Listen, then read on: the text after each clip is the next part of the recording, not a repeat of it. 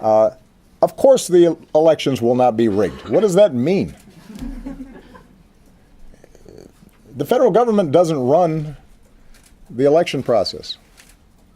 States and cities and communities all across the country, they're the ones who set up the voting systems and the voting booths. And if Mr. Trump is suggesting that there is a conspiracy theory that is being propagated across the country, including in places like Texas,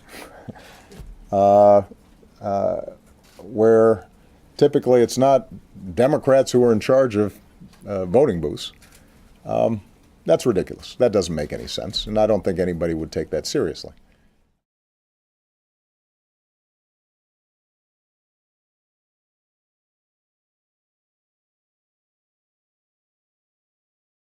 In this video, Democratic operatives tell us how to successfully commit voter fraud on a massive scale.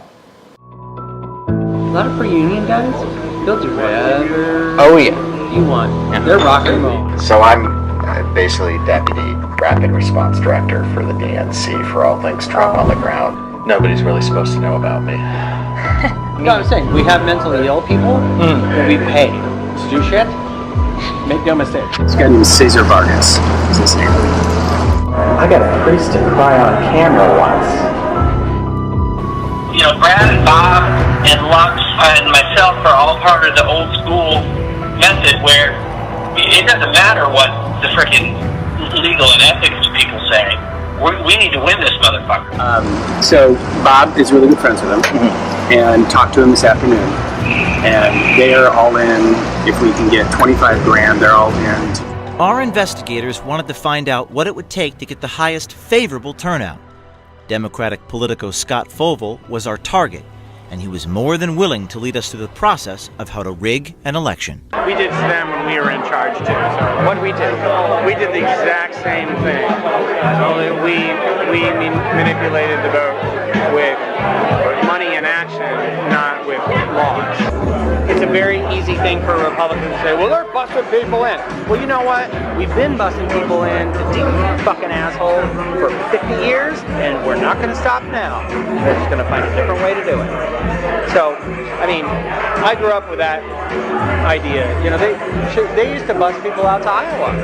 If we needed people out there, we used to bus people out to Iowa. When we met Scott Fovel, he worked for People for the American Way, an organization funded in large part by George Soros. He now works for Americans United for Change. It's a nonprofit that claims to, quote, move America in a new, better direction, unquote. With guys like Fovel working for them, we wonder what direction that might be. When I do this, I think as an investigator first. Good. Yeah. Work backwards. Yes. Yeah, that's great. I used to do the investigation. Yeah. Different method. I think backwards from how they would prosecute if they could, and then try to build out the method to avoid that. The plan that was discussed was how to bring people from one state into another state to vote illegally. They could invalidate. Well, okay, let's just say in theory, if a major investigation came up of major vote fraud that way, how would they prove it and who would they charge? Are they going to charge each individual? Oh, sorry. Are they going to charge each individual with voter fraud? See, that's or are they going to go after the facilitator for conspiracy, which they can prove? And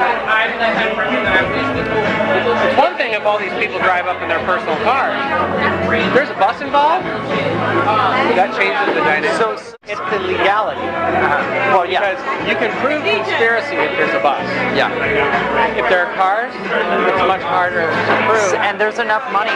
If there's enough money, then you have people drive their POV. Absolutely. Or you have them drive rentals. Yeah, with Wisconsin license plates. Absolutely. Well, you can't have them with Wisconsin license plates because rentals here, most of them don't have Wisconsin license plates. Oh. But there's these things called used car auctions. Used car auctions The titles belong to some unknown company. They're company cars. And you know, these are multiple employers. These are not all one employer. So you use shells. Yeah. You use shell companies. Yeah. The cars come from one company, the paychecks come from another. There's no bus involved, so you can't prove that it's en masse. There you go. So it doesn't tip people off. There you go. That's what I'm saying. See, okay, yeah. So now I'm starting to see that. Yeah. Okay. Yeah. When I do this, I think as an investigator first. Good. Yeah. Work backwards. Yes. Yeah, that's great. I used to do the investigation. Yeah. A different method. I think backwards from how they would prosecute if they could, and then try to build out the method to avoid that. So, okay, so you're saying shell companies, you're saying the car... if the car has a Wisconsin license plate and is owned by a third entity, then it's much harder to prove that these people drove in from out of state. There's no bus involved, so you can't prove conspiracy. And they would have to be looking for them in the first place. Oh, a bus is something that you're not. Yeah. That you're not looking for, or that you are looking for. Yeah. A car. Our journalist helped brainstorm with Fovel on how to come up with addresses for their phony voters. Now, if we just have the canvassers logging the homes, they don't even have to. They don't even have to know why they're doing it. Put a mark on it and say this address. You know, we have moved, but moved could mean someone else moved in. You take that data and you flip it out and you give it to people and you have people download it. That's brilliant. I love it. So yeah, and you know, it sort of depends upon how much the canvassers don't have to know why they just need to be told to do. Yeah. In fact, you don't want them to know. Right. The question is whether when you get caught by a reporter, does that matter? Because does it turn into an investigation or not?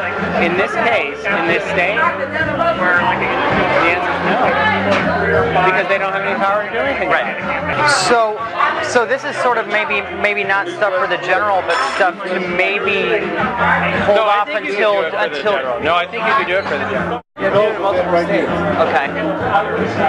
So what you do is you implement the plan on a much bigger scale. To implement a massive change in state legislatures and in Congress. So you aim higher for your goals, and then you implement it across every Republican-held state. I'll let you know what goes with. So starting on the grassroots, that's honestly the ripest environment to do it in. Two, within striking distance. Michigan, Indiana, least restrictive donation caps and campaign finance laws and investigation and any investigative arms and any of that. Like, they have weakened it so bad in these three states. You could fuck your mother in front of the governor and not go to jail. If you had enough money to go like this. Fovel then told our journalist that he knew the guy that makes stuff like this happen. So Bob Kramer comes up with a lot of these ideas. I work with Bob Kramer one-to-one all the time. I'm the white hat. Democracy Partners is kind of the dark hat.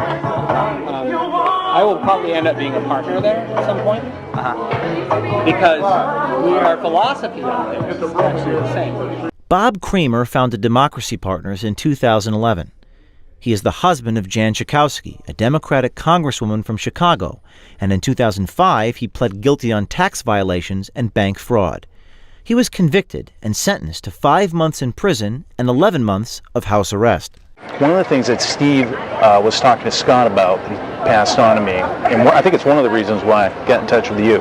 He envisioned, what do you need to be able to vote in some of these new voter? What do you really need? Right. Okay. What makes you a citizen? Yeah. And if you look at that checklist, it's an ID card of any kind that shows you who you are. Right. And a pay stub that shows you're getting paid at a local address someplace. I mean, to get registered. Yeah, to get registered. Yeah. So you go in and register. If you have those two things, you're registered to vote. Yeah. So if you, let's say I had a business inside of, say, Illinois or Michigan, and I hired people and I had addresses for them, I could write them checks for those. I could use them as day laborers or whatever and use them and find my way around the voter registration laws for Hispanics. That's one thing. I'm actually, that idea, when he gave it to me, I was like, that sounds like something, we could register huge numbers of people that way. Well, that kind of thing kind of stuck in my craw when he mentioned it to me. All right, let me, on that front, I'm going to write down these options. Let me see if I can chat with the people who are most involved in Hispanic voter registration. Okay.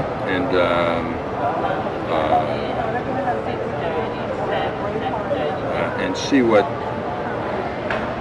their thoughts are. I mean, there are a couple of different organizations that's their big trick. Okay, yeah, if you know folks that you can put me in touch with, what if I, We'll help you do this. I mean, this is very important, this stuff.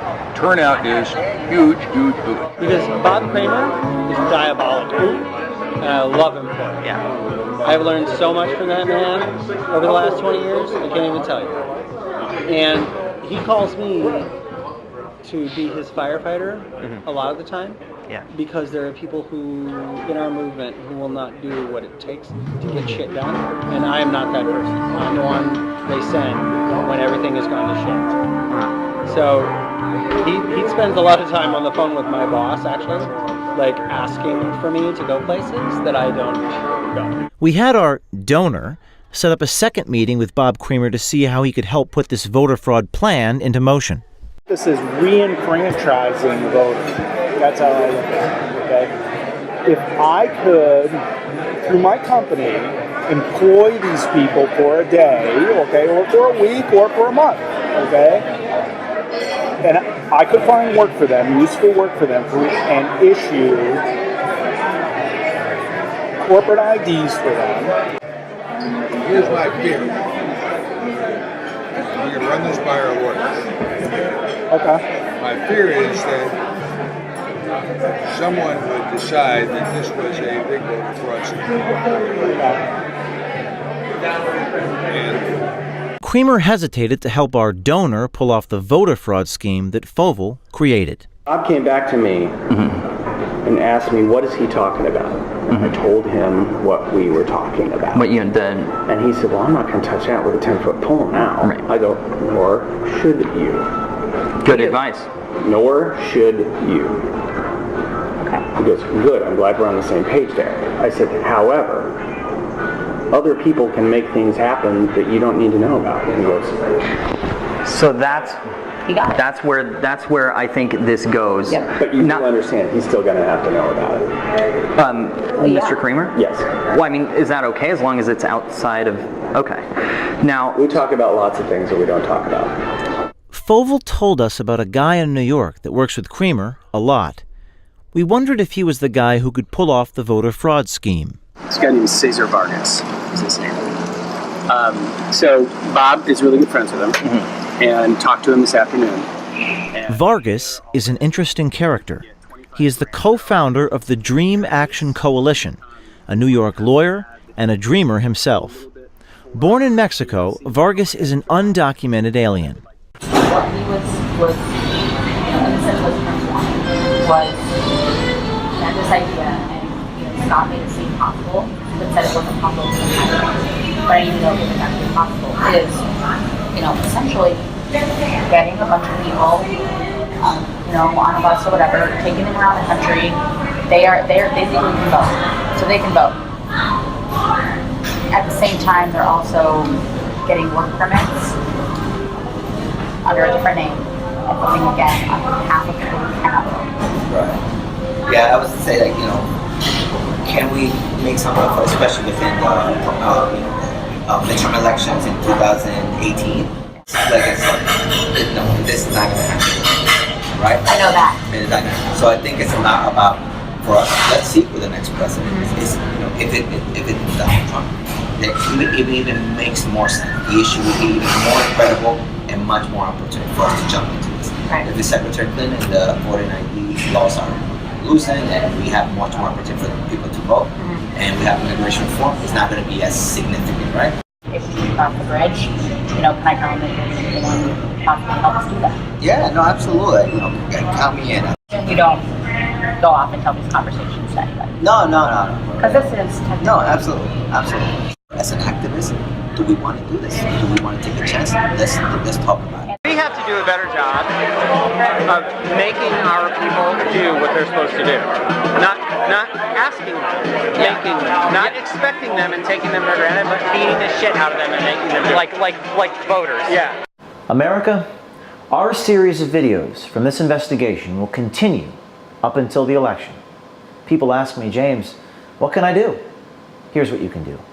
Send this video to every single person you know. Demand the mainstream media play these tapes. Email the journalists. Tweet at the journalists.